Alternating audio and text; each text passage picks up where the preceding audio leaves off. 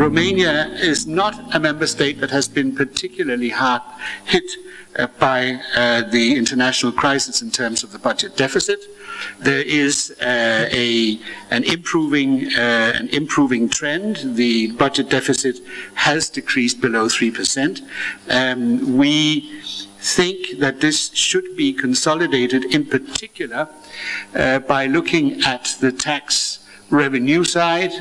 Tax compliance in Romania is still quite a challenge. A number of taxes, and indeed a certain revenue of taxes, is not collected because taxes are dodged in Romania.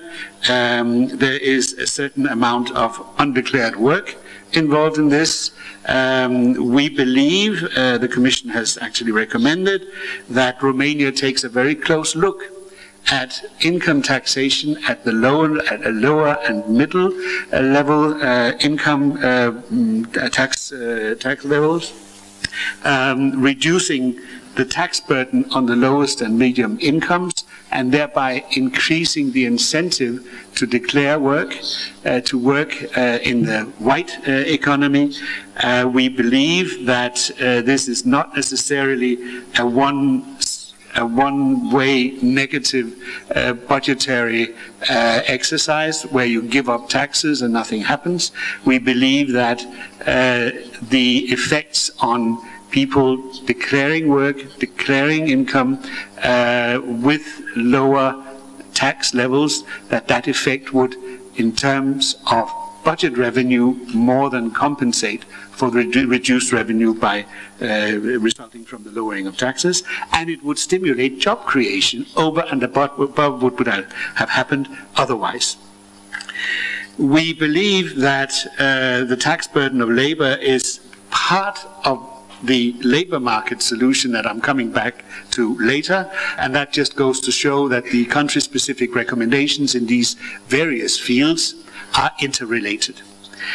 You are aware that Romania these years is going through a pension reform, which essentially will equate the pensionable age for women and for men, thus making it possible to achieve a longer working life for women in particular, but also in general pensions reform that will make it possible and even necessary to create a better pensions savings through a longer active professional life, which again will stimulate the economy. If I turn to the next slide on the health sector, certain reforms are needed in terms of efficiency of the healthcare sector, and that is related to the financial sustainability. Reforms have begun. We recognize that. We encourage the Romanian authorities to continue for reforms. One of the areas which needs particular attention is equal accessibility for all to health services, and by health services we mean quality health services. We know that reforms have already been launched. We encourage very much the pursuit of these reforms. The Romanian health sector is, well, even one could say characterized by a certain level of informal payments, payments that have to be made in order to secure the individual access to good facilities, good medical care, the right type of medical products, the right types of surgical interventions, etc. This is not something that is healthy for the health system as such.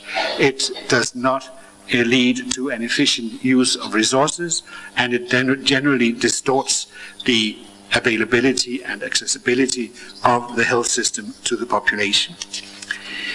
In the field of the labor market, which is the next slide, the labor market, as I said, has received a quite detailed country-specific recommendation for Romania. Active labour market policies, by which we mean policies that actually take people and move them either through education, through training, through vocational training or other measures, closer to the labour market and closer to the possibility of finding and holding on to a job. These policies are in need of significant improvement and significant reinforcement in Romania. Included in that is, of course, what you do to older workers. Do you offer them the possibility of continuous training? Lifelong learning programs are to be developed much more intensely in Romania. The level, the quality and the accessibility of public employment services needs to be increased quite considerably. According to our best estimates, the public employment services in Romania should have at least 900 more frontline officials added to the existing staffing levels in order to be able to cope correctly with the demands in the labour market and with the job seekers who actually want to achieve full employment. There is a need for clarification, transparency even, in the mechanisms for setting minimum wages, including consultation of the social partners, including taking into account the views of stakeholders. We believe that these efforts should be complemented by a significant move to increase the employability of older workers, lifelong learning I already mentioned, but also changes to the way in which the public employment services deal with elderly workers looking for jobs in the labour market. And all of this should, we believe, contribute to increasing the employment rate in Romania, which is low, currently about 64%, and increase it to the level that I started out by indicating of 70% for Romania in 2020. There's a special recommendation regarding youth and young people in the labour market. Romania has a youth unemployment rate which is comparable to the European average, but the degree of severity of youth unemployment in Romania, the increase in youth unemployment over the last couple of years is much more serious than in many other member states. Romania may not be at the very high levels of youth unemployment as Greece or Spain, but there is a very worrying tendency that the youth unemployment is deteriorating in Romania, and that needs to be addressed. We are very appreciative of the steps undertaken by the Romanian government to implement the Council recommendation on a youth guarantee, so that young people will be given a guaranteed job or training or other possibilities of education or vocational training within a period of 4 months after leaving school or becoming unemployed. The youth guarantee is a very important element in reaching out to young people and telling them, we care about your possibilities, we want to include you in the labour market, and there is in Romania already a comprehensive national implementation plan for the youth guarantee. We also have allocated additional money to Romania for the so-called Youth Employment Initiative. 100 million euro has been earmarked for that, and that will be combined with another 100 million euro from the European Social Fund, at least, hopefully a bit more, so that effective actions can be taken to combat youth unemployment. I turn now to the next. Oh, that was a little bit quick. That was even quicker. This slide, and I'm not going to dwell with it, but that just illustrates the youth, the problem that is facing Romania. If you look at the red bar that we have indicated, the black level indicator was the number of people not in employment, not in education, not in training in 2008. the square or the diamond indicates the situation in 2010, a significant increase in Romania over 2008. And if you look at the bar, the blue bar, which indicates 2012, you will see a further increase since 2010, illustrating that this is indeed a problem that needs to be tackled unless we are going to, unless we do that, we are going to face a very serious problem of young people that for a longer period of time have not had access to the labor market, and all experience shows that that is one of the worst starting points you can have as a young person in the labor market. And now you may switch on to the next one, which is related to the recommendation on education and training. We appreciate that education reforms have already been initiated in Romania. There's a need to pursue vocational education and training reforms to increase the number of apprenticeships, to lower the early school leaving, which remains very high, and all of this through quality, accessibility, and adaptation of the education system to the needs of the labor market.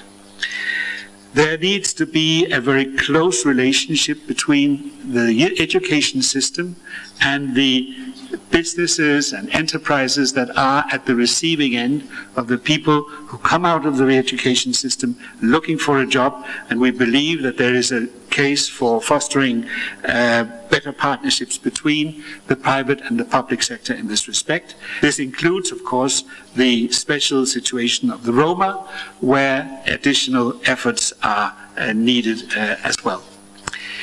Roma and the poverty combat and Roma integration is not that slide, as I can see. This is the next one, and the next one again. There we have it. This is the poverty and social inclusion strategy. Romania remains one of the member states where the risk of poverty and the risk of material deprivation is very high. That includes, of course, the Roma population, and there is a need to reform the social transfer system, to simplify the social assistance mechanisms, including reducing or introducing the insertion minimum wage. A further simplification should be pursued in terms of putting together different types of social contributions into one simplified and clarified transparent system. And of course, the Roma integration strategy needs to be followed up. I finally now come to the public administration and judiciary.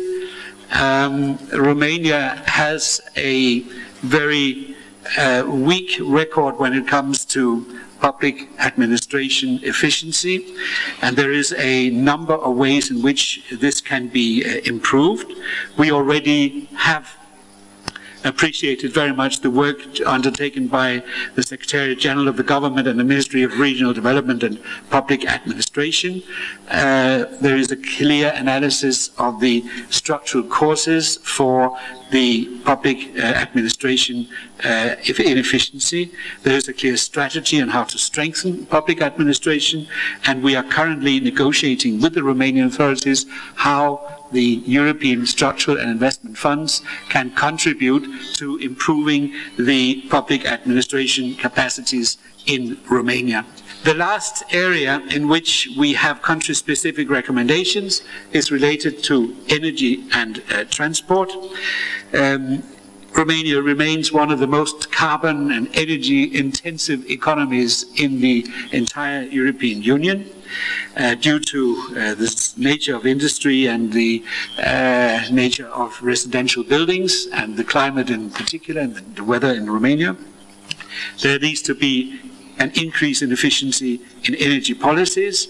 There needs to be competition in energy and transport industries in order to improve the competitiveness of the sectors, and that includes improving energy and efficiency and cross-border integration of energy networks, something that I know is being very intensely debated and negotiated between the relevant Commission services and the Romanian government.